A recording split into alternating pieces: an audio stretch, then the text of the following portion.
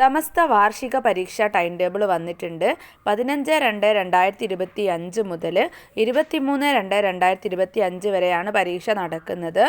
15/2/2025 ഒന്നാം ക്ലാസ്സിന് എക്സാം തഫ്ഹീമു തിലാവയാണ്. അതിൽ വായനയും എഴുത്തും ഉണ്ടാവും.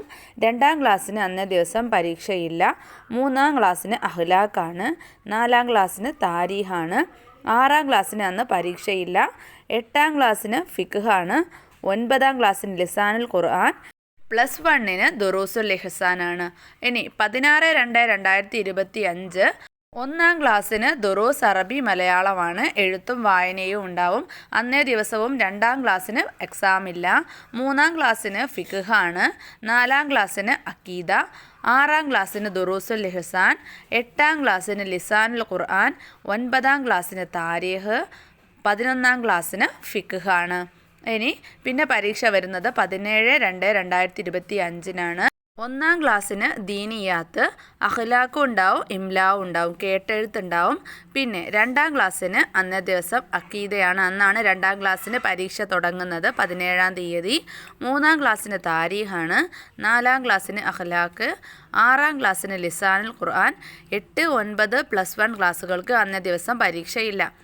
ഇതോടുകൂടെ ഒന്നാം ക്ലാസ്സിൻ്റെ പരീക്ഷ കഴിയുന്നുണ്ട്. ഇനി 18/2/2025 രണ്ടാം ക്ലാസ്സിന് ലിസാനുൽ ഖുർആൻ. മൂന്നാം ക്ലാസ്സിന് അക്കീദയാണ്. നാലാം ക്ലാസ്സിന് തജ്വീദ്. ആറാം ക്ലാസ്സിന് ഫിഖ്ഹ്.